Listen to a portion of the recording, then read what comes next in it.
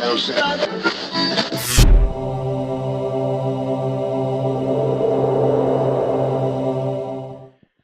there, this is Fred Jacobs from Jacobs Media, and we're all going to experience together sort of Techsurvey's greatest hits is really the way I put this. We appreciate you all being here on a Monday to kind of get your week off to a numbers-oriented start. Let me tell you a little bit about these surveys and why we do them and why we think they're so important. They're especially directional. They really do help broadcasters understand what is going on with their audience, especially when they're not listening to radio. But more than that, they have allowed us to really look around the corner to see what's next. And some of you know our company has been and continues to be very involved with mobile and mobile apps, the connected car, podcasting, and in this past year, smart speakers. And all of that really is derived from the way that we have interpreted the data that we've seen in these surveys. And that really is the value to stations that participate in them. It really helps to define your digital strategy because it's so important given limited resources, how you actually deploy and spend your human capital and then your capital. So that's really what this is about today. I'd like to thank Jason Hollins, our new research director. He put together the lion's share of this presentation today. And so I just wanted to give him a shout out. By the way, I am recording this. So if you want to go ahead and take notes, knock yourself out. But I believe you're all going to receive a recording of this at its conclusion. So we're obviously hoping to drum up even more participation in our new Techsurvey, which actually launches next month. It covers 14 different formats, so chances are good the one that you're doing will be covered in Techsurvey 2018. There are two ways you can participate.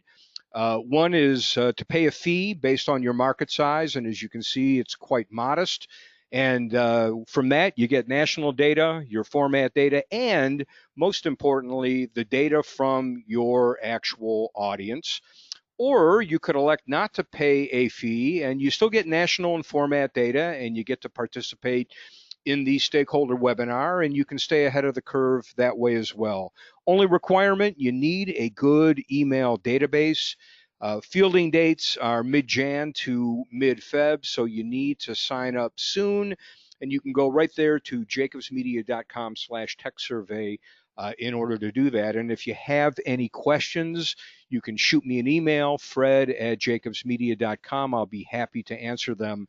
Also, if you want to comment, good, bad, and ugly on Twitter, as this presentation rolls out, of course you may do that. My Twitter handle is @FNJacobs.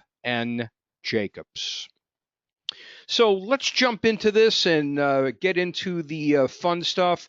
We have learned a lot from these surveys, but interestingly, for me, these web surveys have kind of been a return to what I first started doing in the radio business. My very first job in radio was working at the Frank Magid Company, which continues to exist and thrive in Cedar Rapids, Iowa. At least that's where the back end of the company continues to be located. But what I really learned there was sort of how to be a data whisperer, how to look at data that comes in and not just see it on a spreadsheet, but begin to start analyzing what is the data trying to tell us here? How can we build a better understanding of the audience and the changes that are around us in order to be able to actually take advantage of the opportunities that are in front of us. And because we've been doing these now since 2005, we have a wealth of data, and that's what I'm going to share with you today. I don't want to leave this up too long because it is still very difficult to look at, but what really kind of catapulted these surveys for our company was 9/11. You may remember, of course, September 11th was also the beginning of the fall book, right? So this tragedy happens in New York, and all these radio stations in the meantime are running television and billboards. That was being done quite a bit in 2001. and contests were planned, direct mail pieces, and we started hearing from our clients, largely rock stations, classic rock stations, and alternative stations, a lot of questions that we couldn't answer about when it would be appropriate to kind of get back to quote unquote normal, and when we could start having a good time on our morning shows, and when we could start giving away things. I mean, no one really understood what was really happening to America at that point. And so we had been playing around with web surveys using station email databases for a couple of 2, 3 years ahead of 9/11. And we pulled together about a week after the tragedy 40 something radio stations. We called them the Coalition of the Willing. And we wrote a questionnaire asking for opinions about how people felt, how radio covered the event, and when people were really ready to try and get back to normal. And it was amazing. In 36 hours, we had thousands and thousands of surveys.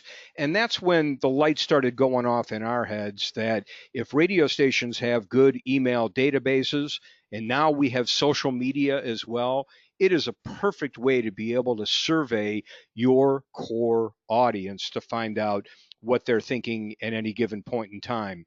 Now, these surveys are not stratified to match the population, whether it's geography or gender or age. It's an opt in survey, so pretty much anybody who is in your database or connected to you socially can participate, and we encourage them to do so.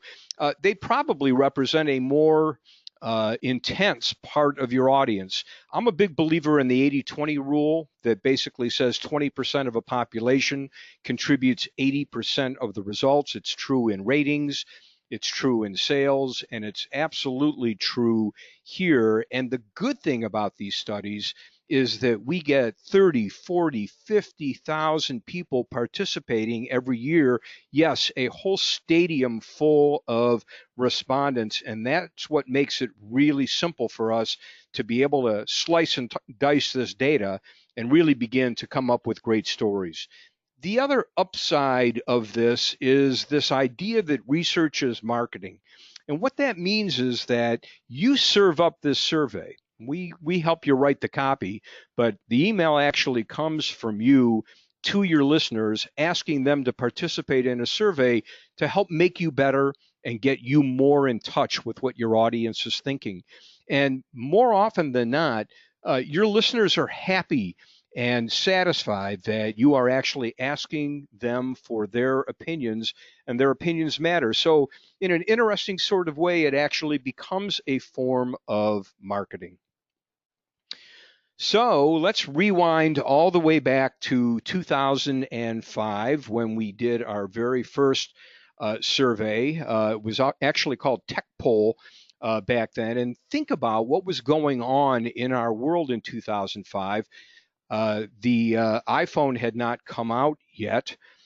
Social media was really just sort of bubbling under. Facebook was not open to everybody at that point. MySpace was beginning to float around. iPods were there, but really it was a completely different time from what we had experienced before. Now, in those early surveys, we only talked to rock listeners because that was our clientele. So here's the format composition from that very first survey. And you can see we had about 4 of every 10 respondents being classic rock fans, more than a third from active mainstream, and about a fifth from alternative. Interestingly enough, we now obviously expand this out to 14 different formats, but even these rock surveys were very telling, and they actually track pretty well with our more expanded surveys. So we got all this data from this very first survey, and we were scratching our heads trying to figure out how to depict it in a way that maybe on one big slide, one big chart, we could actually come up with a way to display a lot of the key data points. And so Tim Davis, who was our digital guy at that time, came up with the idea of a pyramid, and the idea being that the gadgets, activities that were at the bottom or the base of the pyramid are the things that people do or own the most. And then as you move up to the narrower part of the pyramid, as you go up, those are the gadgets and activities that people are involved in the least. So here was the very first pyramid that we produced for Tech Poll Number one, and you look all the way down at the bottom, 93% of our survey listen to the radio an hour or more a week. Notice that only 87% owned a cell phone at that time. It still wasn't as ubiquitous as it is today. Speaking of which, only 84% were using the internet, were online an hour or more a day. Instant messaging was a big deal back then, and you can see almost half the sample indulged in that. Look at texting, a few ranks up. Only young people were really involved with texting. A quarter of our overall sample used text messaging on a weekly basis or more often. Less than a quarter actually streamed internet audio on a weekly basis. And the iPod thing, as I mentioned before, was just beginning to get going. 17% owned one of those devices, and way up at the top, 7% subscribed to satellite radio. This was the year before Howard Stern joined Sirius. So satellite radio was still very much an embryonic platform at that point. So that was the lay of the land just 13 years ago or so. But I have to tell you, when I presented this pyramid to our stakeholder stations back then, they were freaked out by all this technology. They of course thought that, hey, we're radio and we just kind of do our thing and kind of compete against each other here. And when you look at a pyramid like this, you begin to see the fragmentation. You begin to see how the audience is really involved in a lot of other things besides just listening to radio. And the big finding in that very first study was cell phone only. We asked a question about whether people had ditched their landlines and become cell phone only. And if you look at those blocks there in the middle, 17% of our overall sample describe themselves as cell phone only. But as you can see, the arrow pointing down, a third of 18 to 24s and 25 to 29s were cell phone only, meaning back then that Arbitron, which was the rating service of record, this was also pre-PPM, did not sample people who did not have landlines. So all these cell phone only people were not being counted by Arbitron. And as it turned out, the Arbitron Advisory Council was meeting about a week after this data came out. My friend Steve Goldstein was the head of the council at that time. We worked together to produce some slides. They presented it to Arbitron. And a couple of years later, Arbitron changed its policy. I think a lot of it started with our tracking of cell phone only. So that was the first year's big findings. The second year was really about satellite radio because that was when Howard joined. And so you can really see that very dramatically in this chart, right? Here are the 2005 totals for Sirius and XM. And then all of a sudden you look 1 year later and it's virtually doubled, right? Especially the Sirius piece. And then when you look at likeliness to buy satellite radio among those who don't have the service, you can also see that there's some momentum as well. So this was a very directional piece of data for our stakeholder stations, but we went further. We asked people who had XM what were the top 5 reasons why they subscribe. And you can see for XM, it was really music first and foremost. There were a bunch of other reasons that came in. And then, of course, commercial free and good while you travel. And, of course, the free trial plan came into it as well. But when we looked at why people have Sirius, that's what's called a finding, right? There it is. The vast majority cite Howard Stern, with music being a distant second. Not sure whether things have changed all that much today, but this was clearly a big finding. And then remember cell phone only from the very first tech poll. So we started tracking that, and you bet every year we started seeing more and more people getting rid of their landlines and going cell phone only. And you can see how it's broken out by formats. Obviously, the alternative community and David Field from Entercom, who the company has just flipped a bunch of stations to alternative in the past few weeks. Entercom was doing alternative way back then in a big way, and David was especially incensed when he saw this data and realized that his alternative stations were not being fairly sampled. You look at it in terms of age, and you really see the cell phone only pop among 18 to 34-year-olds. Well more than a third of them in this survey were, in fact, cell phone only. And so we move on to Techsurvey 3. We are still only talking to rockers, but things are getting more complicated. Look how much bigger this pyramid is than the very, very first one that I showed you. That stripe over on the right-hand side shows last year's totals. And so we produce these every year, not only by total, as you can see, but we do them by gender and generation, and of course by format. So a couple of things were happening in a big way here. Streaming video, right? YouTube was just beginning to come online around this point. And you can see there in the first arrow, over half of our audience stream video on a regular basis. And social networking was beginning to take off as well. At this point, 44% had a social media profile somewhere. So those were some big changes that we started marking. And of course, social media became a focal point of these surveys. And so look at where things were in 2007. The number one social media site was, yes, MySpace. 39% of those who had a profile somewhere were on MySpace.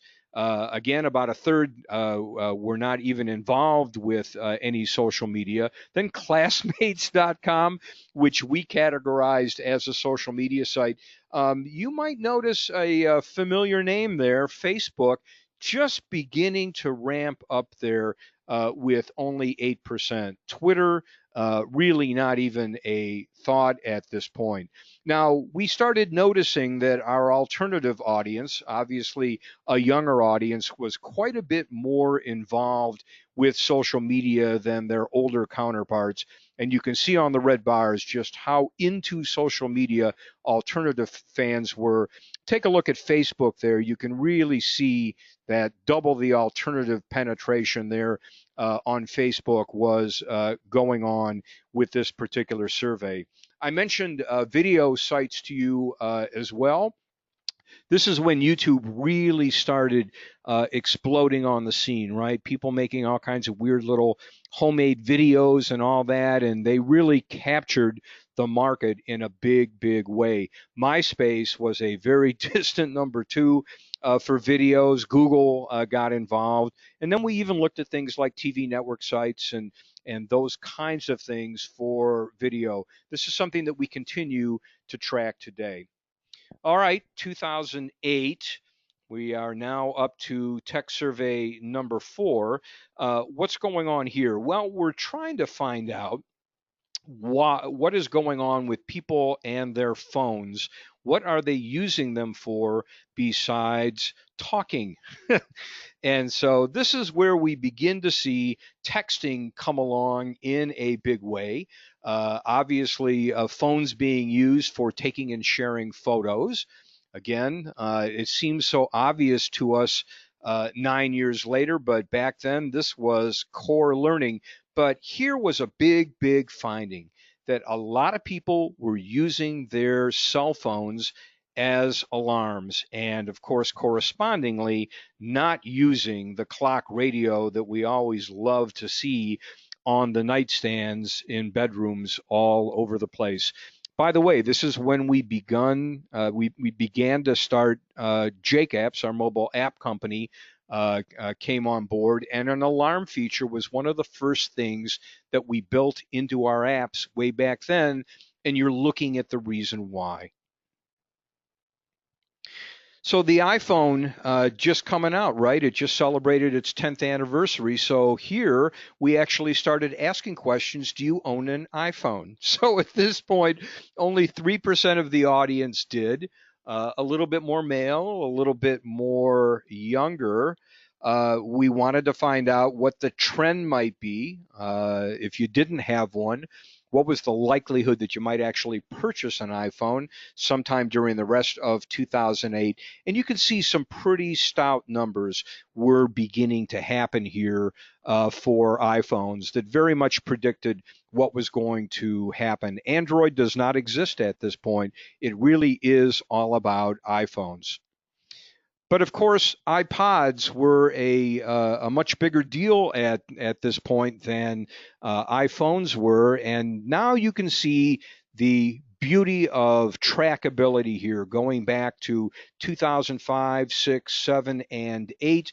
iPod MP3 ownership going up very, very steadily every year. This was a huge cash cow for Apple, but amazing, right? The iPhone ended up disrupting the iPod, and Apple didn't care in the same way that the iPad disrupted the iPhone. But right now, today in 2008, almost 6 of every 10 people are telling us they own an iPod, and this is changing the way that people are consuming music, using playlists, all those kinds of things. You can really see it happening in a big way here.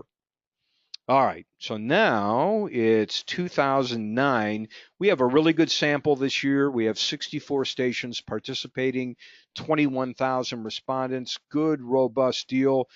Holy crap, right? Look at this pyramid. Now it's really beginning to get a little nuts. There's an awful lot of stuff here. Notice all the way down at the bottom, 95% own a cell phone. It was 87% the first year that we did this. So now just about everybody has a cell phone. Look at texting. That's the first arrow there. Up 19% year to year.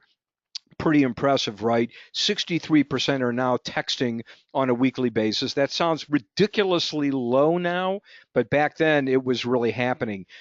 Social media. Now a majority of our respondents, 51%, are into social media, and that's a big jump from last year. And streaming is also beginning to happen. That top arrow up there, now 4 of every 10 respondents are streaming on a regular basis. So there's an awful lot of media and gadget activity here above and beyond radio. And again, just to show you the insanity of talking to 18 to 34-year-olds, this is the alternative pyramid. And look how much fatter these bars are than they were in the overall sample. There's the total, and there's alternative. And you can really see some big things going on here. Not just cell phone ownership, but already 7 of every 10 alt fans were on social media. Half had listened to a podcast before. Yep, podcasting existed way back when. 8 of every 10 were texting on a regular basis. Almost 9 of every 10 were streaming video regularly. So an awful lot of change happening, especially on the younger end of the radio audience. Here's streaming radio weekly or more often, and this has trended all the way back to the very first tech poll in 2005. So you can see a beautiful trajectory here as every year pretty much you see that growth in overall audience streaming. And this was something that we used quite a bit to communicate with our clients. Now, what were they streaming? Well, as you can see up on top, and we've got this trended back 3 years, 07, 08, and 09, the station's own stream was number one, which kind of made sense. But look at what's going on here with Pandora, where I've drawn that arrow, right? In 2007, only 6% of those who streamed were listening to Pandora. It doubled the next year and was up to 20% in 2009. So that's a pretty interesting rise for Pandora, which was really getting popular. Uh-oh, here comes Facebook, and there goes MySpace. And here was the first year where Facebook passed MySpace to become the dominant social media platform. And of course, it's never looked back. But this was the moment that the line was absolutely crossed. Hey, look all the way down at the bottom. Yep, yep, Twitter. Yep, just beginning to come online. We also started beginning to get interested in cars. And this started coming out of our mobile app company, Jake Apps. The moment that we started developing apps for radio stations, we went out to the Consumer Electronics Show, and there on the floor were all these cars and all these dashboards. And that's when we started connecting more dots that the car was going to become an important part of the radio story. So we started asking our respondents in Techsurvey, are you in the market for a new vehicle this year? And if so, what are the most important features? You gotta have features. And so this was really nice to see, right? Almost 9 of every 10 said it's critically important we have an AM/FM radio. By the way, in Tech Survey 13 last year, it was 88%. Hasn't moved. But look at the number 2 feature. I want a CD player. Now they're beginning to stop making them for cars, but back then it was a very desirable feature. But look at the arrow there. More and more people wanted to be able to plug in their iPod or MP3 player into the dash. GPS, also pretty popular there at 24%. And satellite radio, again, sort of bubbling under. HD radio, as you can see, pretty much the same thing. We have been asking this question since 2009, and the trackability is really cool. So this is Tech Survey 6 now. We had 78 stations participate, around 26,000 respondents. We were doing pretty good, and we came up with a new question. In the past year, has the way that you communicate with friends or family using this list of communication tools changed? Are you using them more, less, or about the same? So look at the more side of the ledger. That's half of our sample saying, I am texting more with family and friends. 45% saying I'm communicating with family and friends via social. Email and then calling on my cell phone, very, very big as well. Now look at the one that actually is going backwards there. And sure enough, it is people using their landlines. Let's also take a look and see what is actually happening on a trended basis with streaming audio. And you look all the way up on top. And again, good news, people are listening to our radio station streams, which is nice. But the red arrow there shows what is continuing to happen with Pandora. Absolutely meteoric growth as Pandora goes on. So we asked more questions about Pandora in 2009 because the industry really demanded more information. So this was a tough question, right? Among those who listen to Pandora, is it better than most radio stations you listen to? Is it worse, or is it about the same? And you can see the better scores were the majority of Pandora listeners. So this really, especially when it came online, became a competitive threat. But we also wanted to find out, did Pandora have any warts? Were there any problems with Pandora? And so we asked people who listened to it to rate a series of negatives and let us know which ones really popped out. And so the bad news from at least this exercise was that most people really didn't have any problems with Pandora, as you can see. And then there were some complaints about not enough skips, missing real people like you would on a radio station, the lack of that local place, and that Pandora maybe gets boring after a while, but really not a lot of negatives here, as you can see. So Pandora really was well positioned back then. Here is smartphone ownership. And this is pretty interesting. Again, when you look now at what is going on with 18 to 34-year-olds, most people now have cell phones, but only 3 of every 10 have an actual smartphone. But again, it's 18 to 34s leading that charge. And here's where we started tracking what kind of smartphones were people buying. And at this point, BlackBerry was kind of like the MySpace of smartphones. It had the big lead over Apple. This was the first time where we actually saw Apple jump ahead of BlackBerry. Look down a few things. An Android-based phone is in fourth place at only 11%. As we know, Android really came on in a big way. And then we've always been interested. Obviously, we have a horse on the race, but we know how important apps really are to radio. And so here was a question about downloading apps. How common was that? And as you can see there, 8 of every 10 people who had a smartphone were actively downloading apps. A bunch of people didn't want to pay for apps at that point, and perhaps that really hasn't changed a whole lot, but that was sort of the lay of the land. Now, we took a look at the people who actually have downloaded apps and asked them if they had downloaded radio centric or music centric apps. And as you can see here, it is the Pandora type services, 40% there. That looks pretty stout. But we've also got some people downloading apps, umbrella apps, as we called them back then, like iHeartRadio, and 15% downloading apps for an individual radio station, like the kind that we were building apps for. So again, this was the early benchmark that we compared. Christmas music, right? We started asking ourselves, remember, these surveys are done Jan, Feb.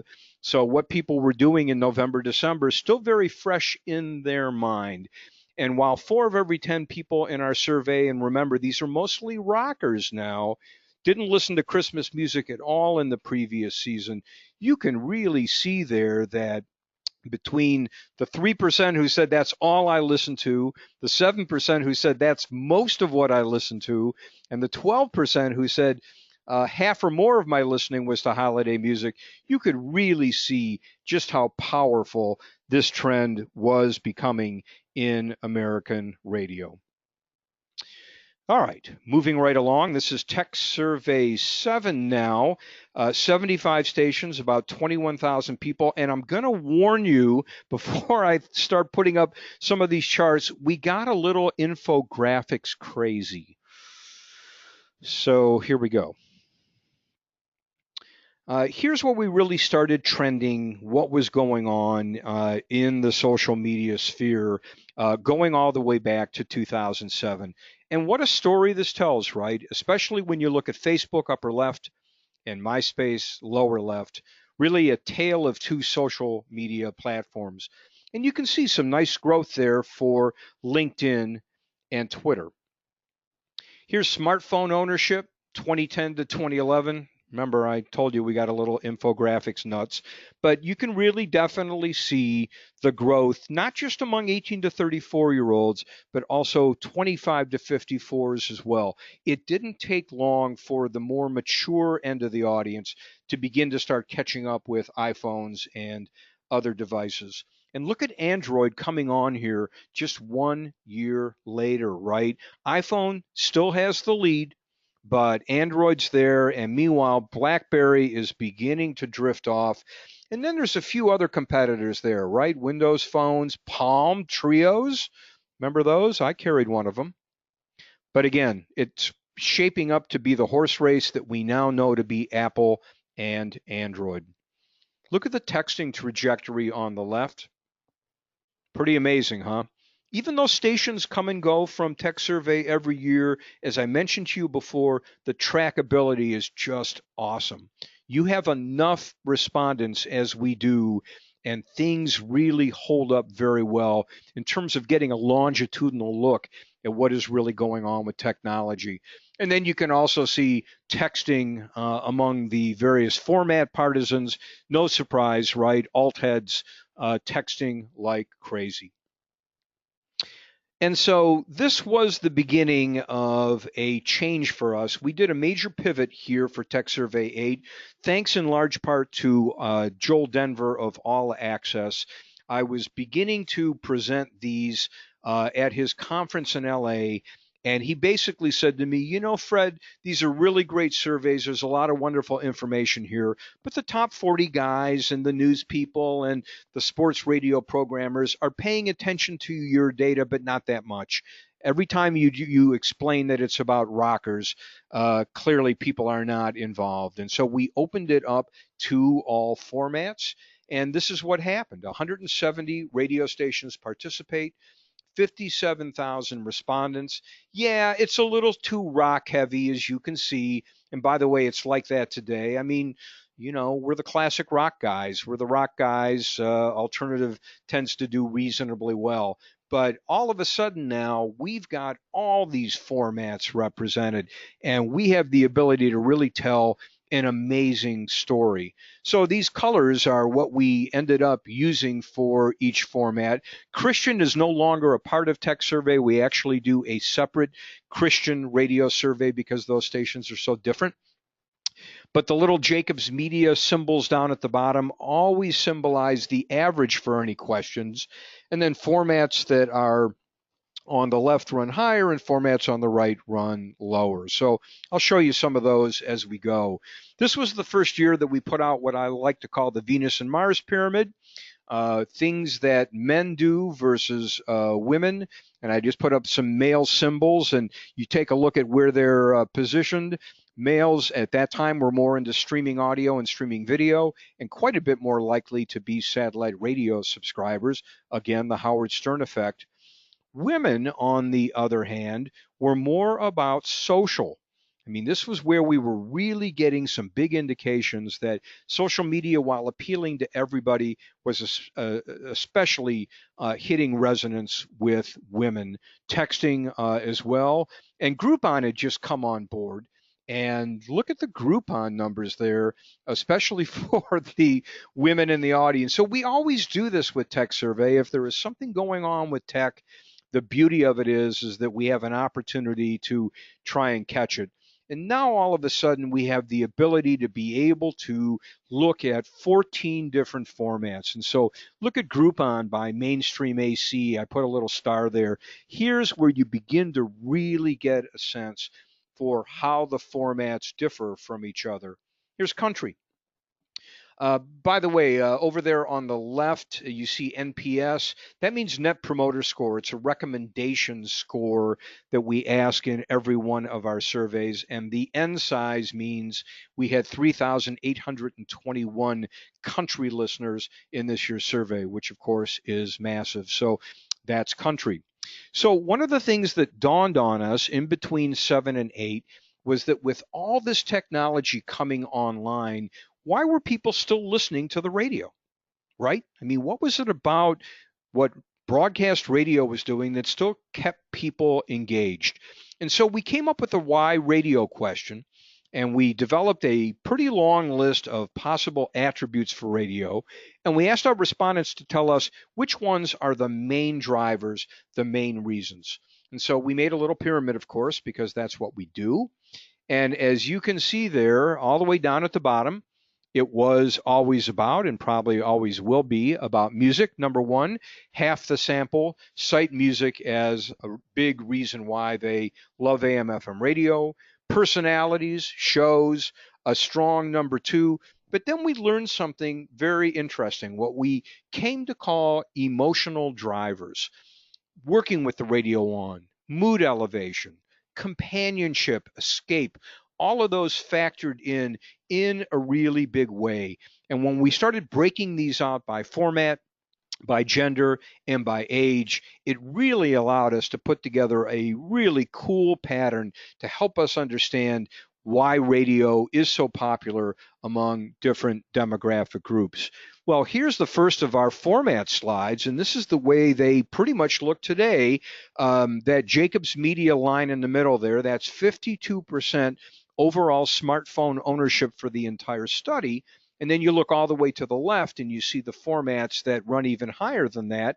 And as you can see, far left, fans of alternative, CHR, rock, and sports leading the way.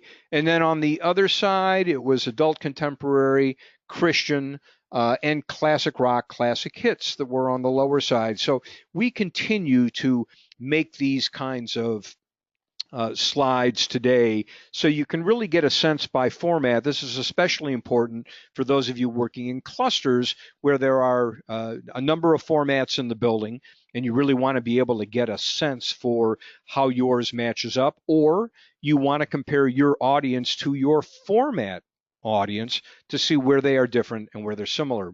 I mentioned Net Promoter earlier when we were looking at the country pyramid. So here's the question. I did not come up with this, sadly. This is a standard question that all the big boys use, like Starbucks and Walmart and all of those. On a scale of 0 to 10, where 10 means extremely likely and 0 means not at all likely, how likely are you to recommend the station that sent you the survey to a friend or family member?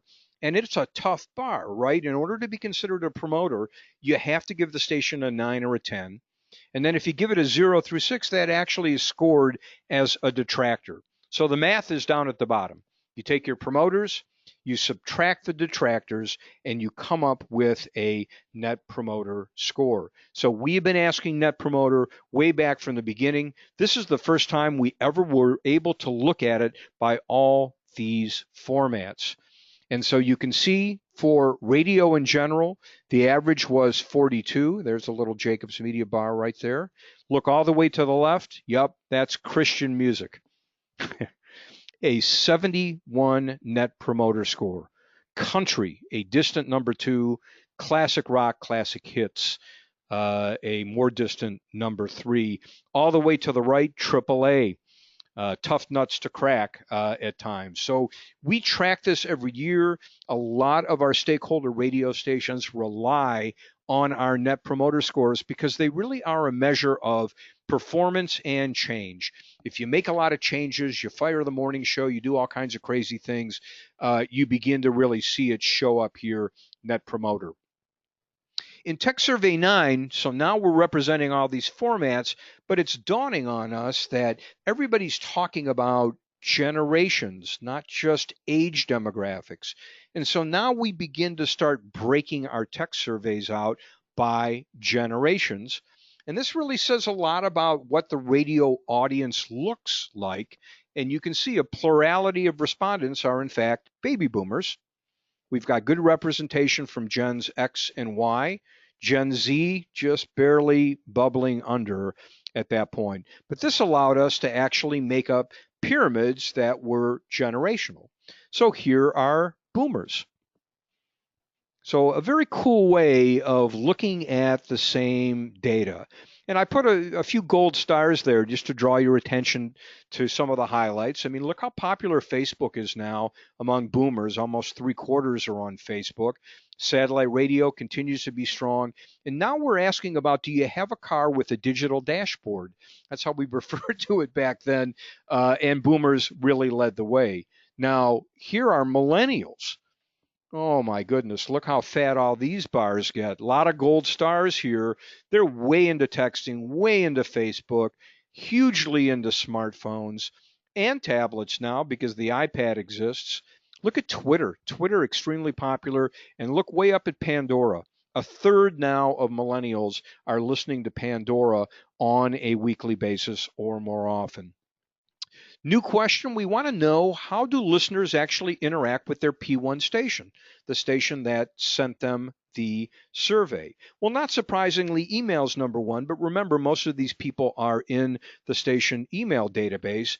But now website is number 2, streaming on a computer number 3, Facebook right up there, then contests, and then even mobile stream is beginning to catch on. And it wasn't lost on us that a couple of very old school ways that people used to frequently communicate with radio stations, seeing DJs at events or picking up the phone and calling the request line, that is way, way down the chart.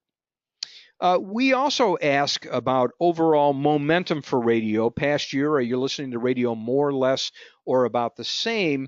We isolate out the less people to find out what's the problem here.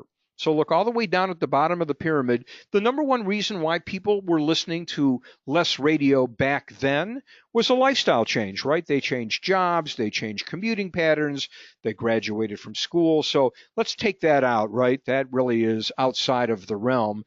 But look at what the big reasons are here.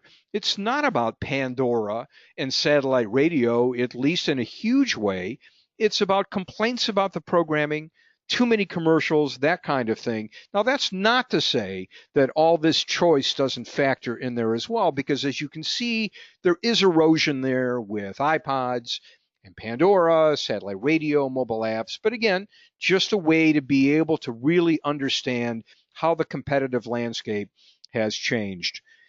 Well, here we are now. We're asking about the digital dashboard, right? Systems like Ford Sync, which was really at the foundation of this technology. 11% of the overall audience in Techsurvey 9 had a digital dash, led by fans of country, news talk, and then sports. And you can see how that trails off. On the far right, you see alternative fans not particularly into the digital dashboard.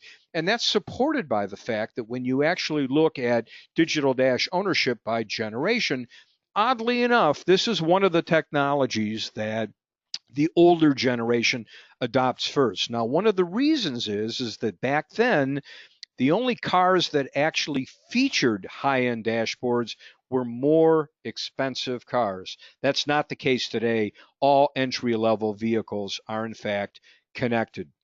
Remember, I showed you this from a couple of years back. If you're in the market for a new vehicle, what are the most important features? AM, FM radio hanging in. We've got 2012 in blue, 2013 in red.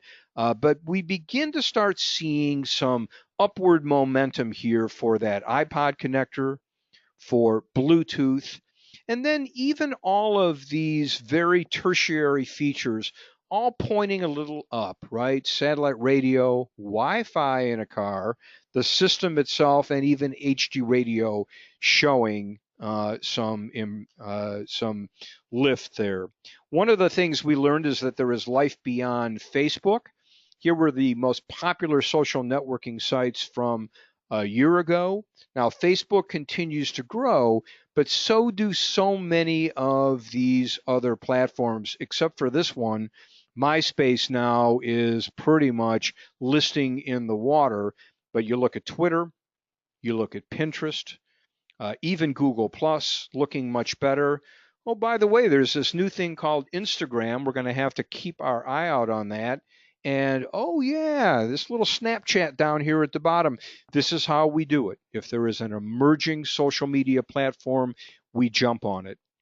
Hey, so remember the Pandora negative series from a study or two ago? Well, things start changing with Pandora, and you can really see that here. So here were Pandora's major drawbacks a year earlier in 2012.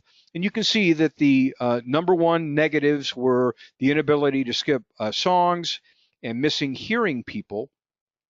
But look what happens in 2013 as Pandora starts adding inventory and commercials start becoming more prevalent on the channel. All of a sudden now, commercials are the number one negative on Pandora. Song skips are down to number two. Techsurvey 10, which we called the digital tipping point, now we're up to almost 200 radio stations, 37,000 respondents, lots of formats, lots of generations. Lori Lewis is working for us. She's trying to make the case that if a radio station interacts with the audience, that actually might lead to listening. So we come up with this agree-disagree statement. I find myself listening more to stations that interact with me socially. And you can see when you pull out the agrees and the strongly agrees, that's 3 of every 10 people falling into that camp.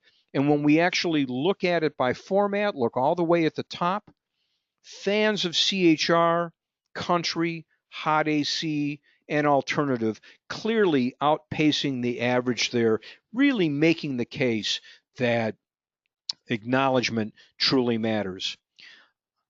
And here it is demographically, women more likely to respond to being acknowledged socially. And look at that generational skew there. The younger the generation, the more acknowledgement matters. Here's something new that we did this year. We actually started looking at social media from the standpoint of CUME and TSS, time spent socializing. So here you're looking at social media CUME. Among those with the social media profile, what sites do they use? Do they have profiles on? Of course, there's Facebook down there at the bottom, 95%. LinkedIn, number 2. Twitter and Google Plus tied for 3rd. Pinterest looking solid. Instagram continuing to do well. MySpace is eroding, but kind of hanging in there a little bit at 28%. And you even see Snapchat floating around in here as well. Remember Vine? Yeah, there they are at 11%. But here is the key, I think. Whether you actually use these social media sites daily or more often, TSS, time spent socializing. And this is why Facebook is so darn powerful. Not only is everybody on Facebook, but of them, 3/4 use Facebook on a daily basis or more often. None of these other social media platforms, as you can see there, get above 15%, which is pretty amazing. So, Twitter and Instagram get some points. Now, remember MySpace, right? 28% had a profile and 0% use it on a daily basis. These are people telling us, yeah, I've got a profile, I just don't use it anymore. We wanted to better understand the differences between Facebook and Twitter. So among those with a Facebook profile, which was most of the sample, we have the key reasons why people like Facebook. And you look all the way down to the bottom there, and it is all about sharing with friends and family, weddings and bar mitzvahs and anniversaries and all those kinds of things, deaths, you name it. It's all about friends and family. Twitter, though, a completely different animal. Here, it's about information, but number one, following people who are of interest to me. We started actually asking questions about how often do people share things that they see online. And look at that trajectory on the far left, TS8 to TS9 to this year's survey. And this was the moment in time where all of a sudden sharing started becoming hugely popular, right? This is when websites and Facebook just made it so much easier to share things that we bumped into. And you can see how people are beginning to really take advantage of it. Look at women there, millennials, especially likely to share. Another new question we asked this year that we ask every year now, agree, disagree. I am addicted to my mobile phone. And you can see that more than a third agreed or agreed strongly with that statement. And again, women more than men, but look at Gens Y and X, millennials and their younger brothers and sisters, honestly answering the question, yes, they are addicted to their mobile phones. Techsurvey 11. Oh, and now the pyramid is really beginning to explode. We have 220 stations participating, more than 41,000 respondents here. And again, you can just see how technology is becoming so much of a bigger part of people's lives. But one thing you'll notice about this pyramid, because it started getting a little crowded, we decided at this point to make 2 pyramids. So this one is about media, gadgets, and activity, right? Listening to the radio, owning a tablet, having a smart TV. It's the first time we asked about that. 41% had one. And we separated all of these from brands because brands are different than just being on social media. What social media are you on? So we came up with our first brand platform pyramid here. And look at what was going on just a couple of years ago. 7 of every 10 were on Facebook regularly, YouTube, a majority of which were on. And this is when we started seeing Netflix beginning to break out. But again, we thought it was really important for programmers and sales managers to know what platforms, what brands their audience uses. And here's a fascinating look at brands by generation, right?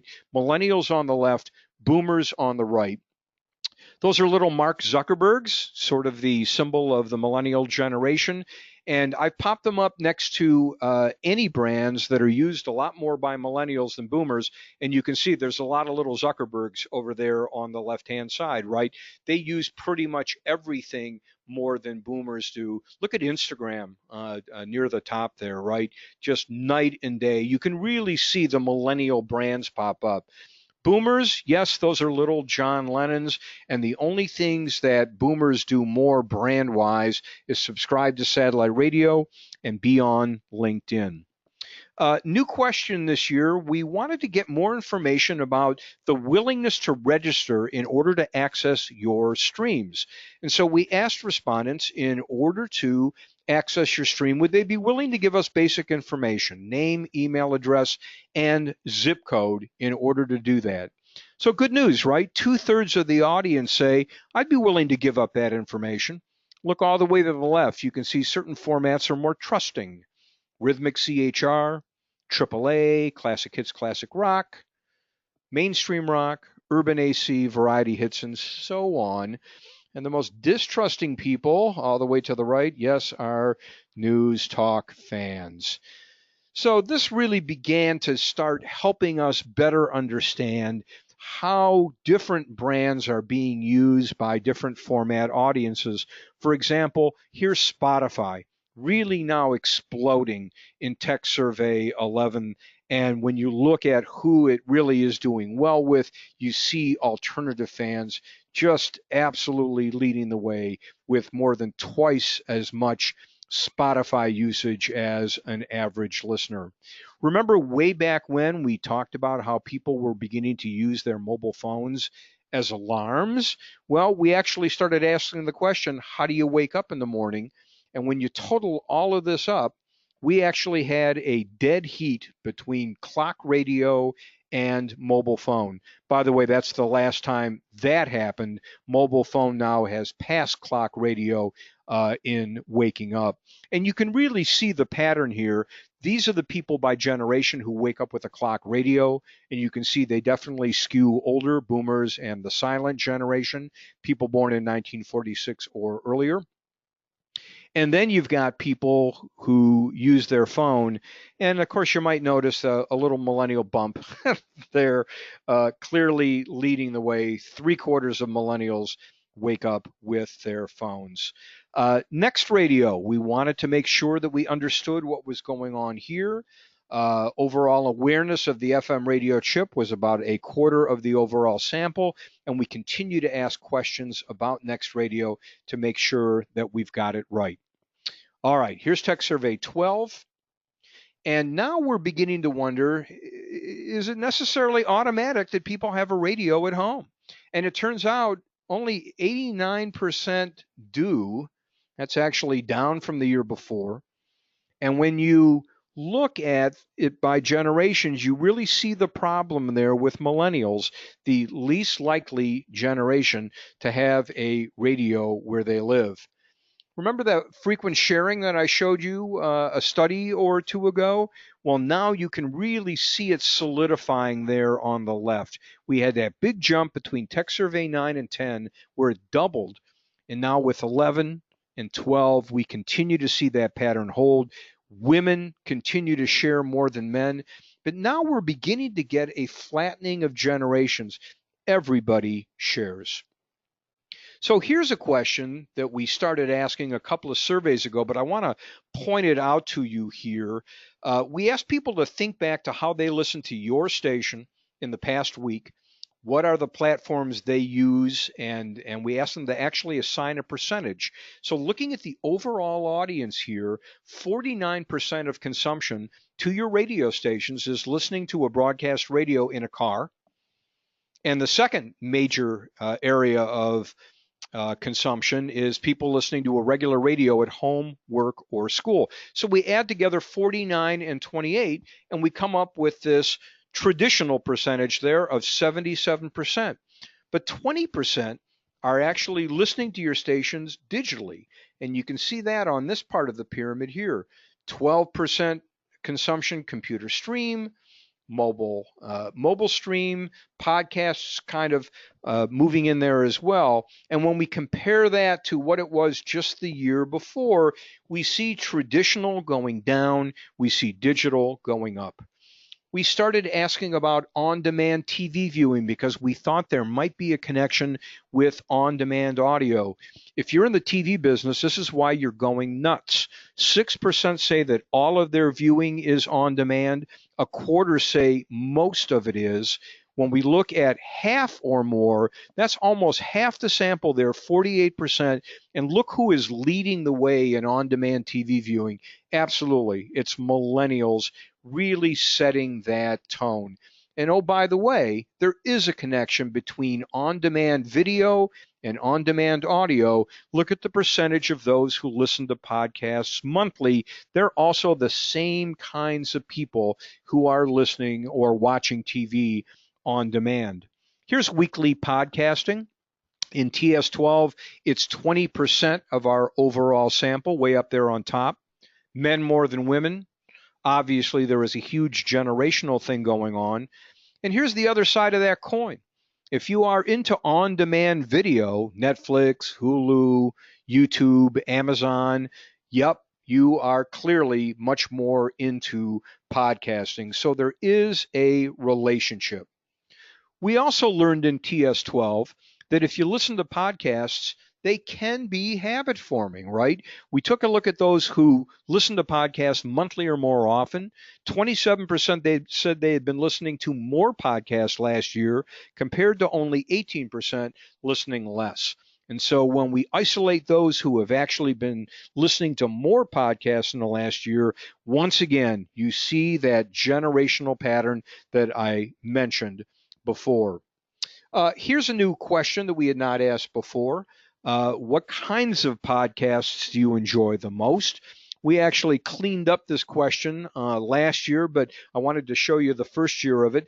Repurposed radio shows lead the way. More interesting to people podcast-wise than podcasts about news and politics, comedy, sports, music, and all of those things. But the cool thing is we can break these out by format. And interestingly, wouldn't you think that with alternative fans that music would be number one or certainly way up there, but it's comedy that leads the way. So again, good information for alt stations. Here is a new question that we had not asked before. We asked people to think about in a typical day in the car, what kind of audio do you actually listen to? So good news here for radio, right? AM/FM radio has a 66 share in the car. Satellite radio has a 10 share. Personal music, a 10 share. And then we have all these little numbers there, under 5% for Pandora and podcasts and talking books and all that. So that looks pretty good for radio, right? With all this competition floating around out there, the good news is that radio has a 66 share. But what happens when people actually get a connected car? How does that change it? Yeah, AM/FM radio goes down rather precipitously, down to a 55 share. And look who the big winner is, satellite radio. We're going to be asking a lot more questions about satellite in this year's study.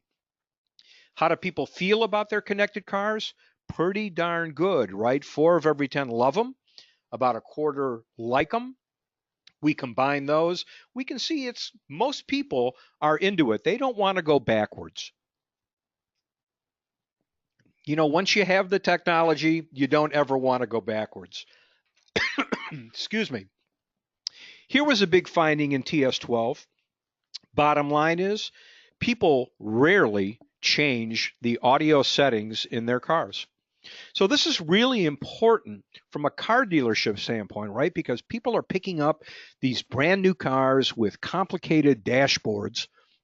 And if they are not properly shown how to tune in broadcast radio and how to preset your stations, there's a fairly good chance they may not quite get around to figuring that out. So that's what this chart was all about. 17% say, I rarely or never change stations.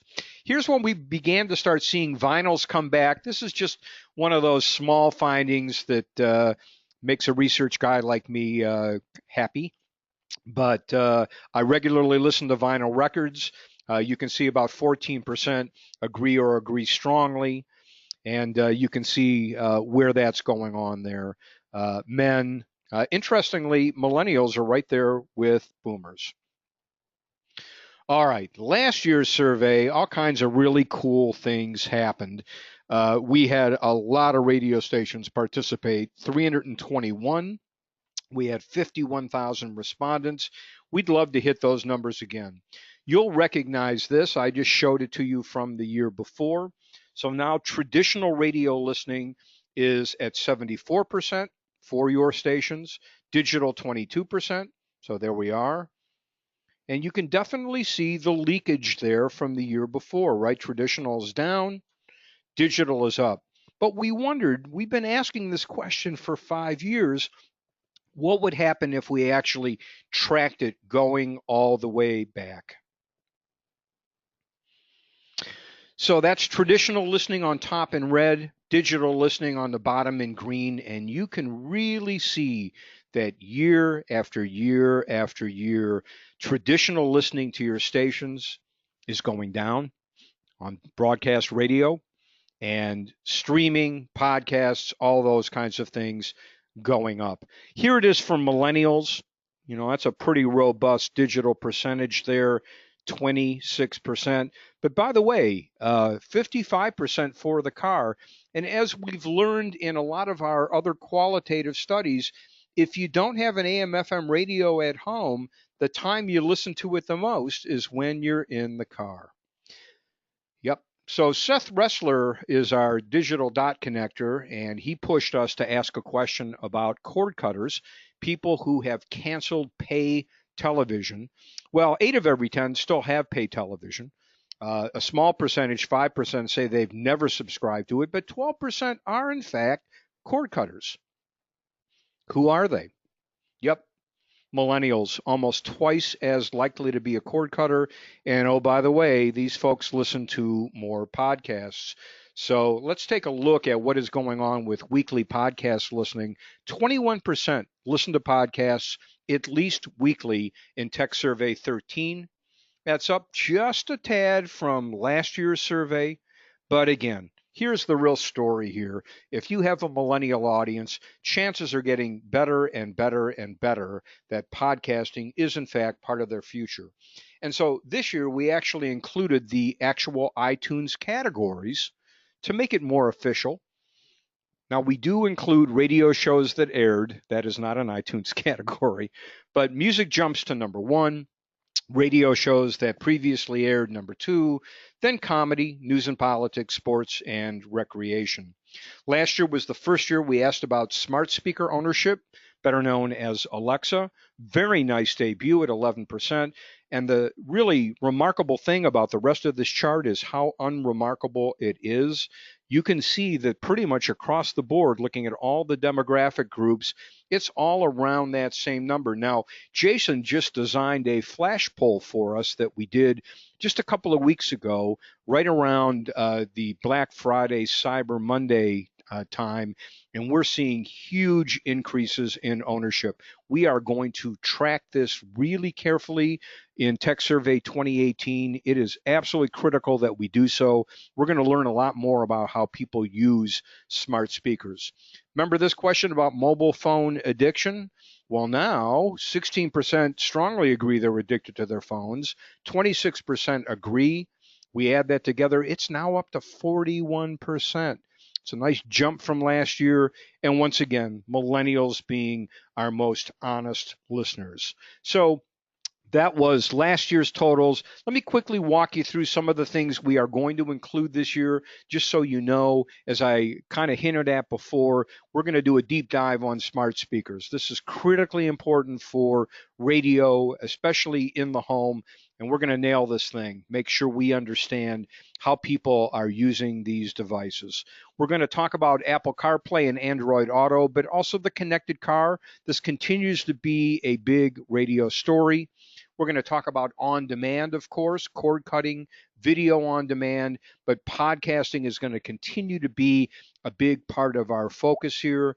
We're going to look at subscription services. What are people willing to pay for? And a new line of questions this year, trust in the media, whether you're a music station or a spoken word station, social media and fake news, and many other things as well. Obviously, a lot of tracking on the things that you saw before. So again, 14 formats, two ways to participate. You can pay for your local data with a small fee, and then you really get everything, the national stuff, format data, and your personal data. Or if it's been a tough year economically, you can still participate at no fee. You still get the national and format data, and you get to be a part of our webinars. You got to have an email database. Survey dates mid-Jan to mid-Feb, as I mentioned before. All the information, including registration, is here. jacobsmedia.com/techsurvey. Any questions, do not hesitate to shoot me an email and let me know if I can answer it for you. I'll be happy to. We really would love to get you signed up here. We want to make sure that we get strong format representation as we've had before. I really appreciate you being here today for Techsurvey's Greatest Hits. Thanks again to Jason Hollins, our research director, and everybody here at Jacobs Media for making these surveys possible. Have a great day, have a great week, and have wonderful holidays. Bye-bye.